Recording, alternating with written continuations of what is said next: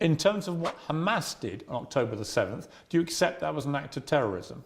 It's an interesting question because it's not really. It is. No, it's a very straightforward question. Because you're the person who would have called Nelson Mandela a terrorist while he was still in jail, and one person's terrorist is another person's freedom fighter. I wouldn't have called him that. For me to answer the question, yes, you would have. For me to answer the question, I have to be very professional, Pierce. For me to sit on the outside in Romania with no personal involvement in Israel-Palestine, it's easy for me to say yes, it was an act of terror. However, if I was in Gaza, if I was in an open-air prison, if my family had been annihilated by bombs from the sky, if everybody I knew had suffered the loss of a loved one, if I had no chance of any kind of freedom or democracy or standard of life, would I believe it was an act of terror, or would I believe it's an act of resistance against oppression?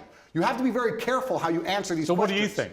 I think I understand what happens when you take people and put them in such an inhumane condition. For anybody to sit and say that you're going to take people and put them in an absolutely inhumane condition